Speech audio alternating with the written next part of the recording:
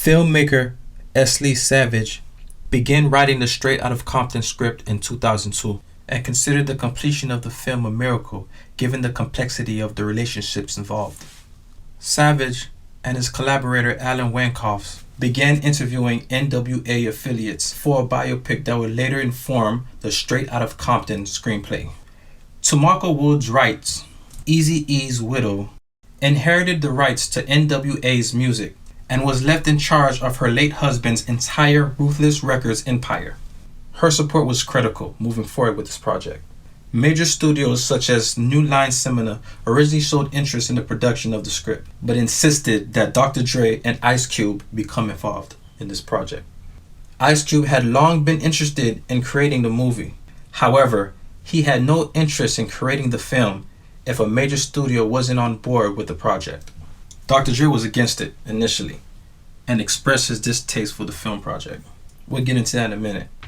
The founder of Death Row Records, Suge Knight, was in the middle of a long brewing dispute with an incarcerated drug kingpin, Michael Harris, who claimed to have provided seed money for the label.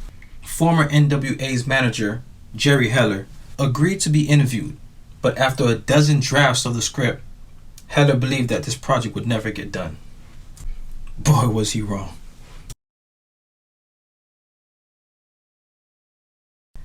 A bargaining position for Lee Savage was that he wanted to bring Tamika Woodwright as a producer on the film. For Woodwright to be able to do business, the role of Eazy-E must carefully be selected. As stated before, Ice Cube had long been interested in creating this movie, but he had no interest in producing the film if a major studio wasn't on board with the project and if F. Gary Gray wasn't directing it. Dr. Dre initially expressed his distaste for the film after reading a few of the scripts. He felt a revamping of the script would be necessary if he wanted to become involved, and also wanted to oversee the film, so that the final product would require his approval, along with Cube's. The rights to the music of NWA were needed in order to draw a major studio's interest in the film. Woodwright wanted the role of Eazy-E to be captured close to perfection as possible. Ice Cube felt that it was of high importance for a predominantly black film to receive massive commercial media attention by a major studio. Ice Cube felt a lot more comfortable with the project in the direction of F. Gary Gray.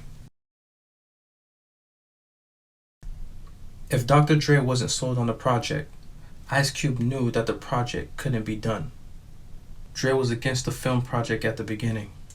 Eventually, Cube reached out to Dre to discuss his concerns on how his legacy would be portrayed. Ice Cube clearly understood his perception because he related to them. A neutral standard was reached when both Cube and Dre agreed that the director, F. Gary Gray, was the most trusted person to lead the direction of this film. Lee Savage understood the status of Tamika Woodwright because of the position that she had been inherited.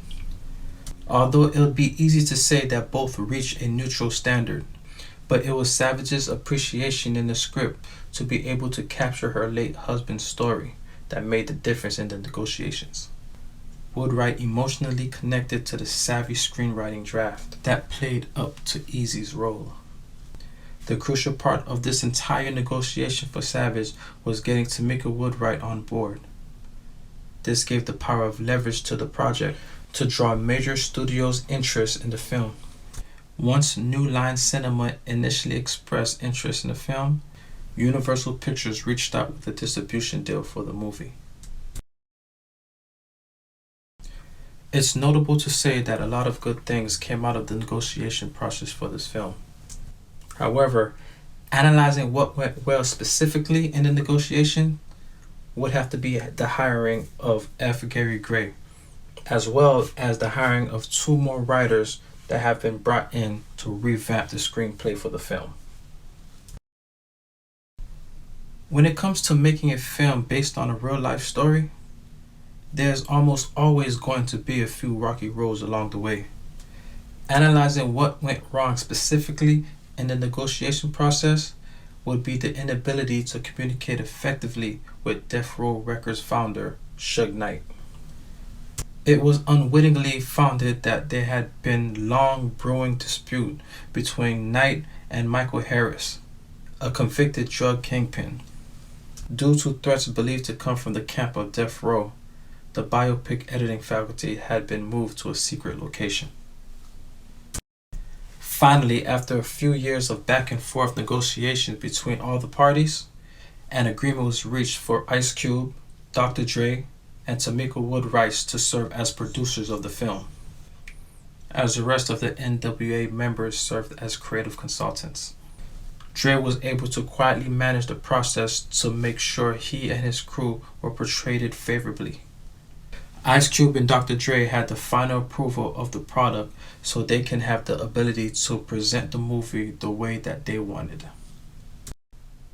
This agreement is one that will foster a meaningful, long-term relationship because of the success of the movie.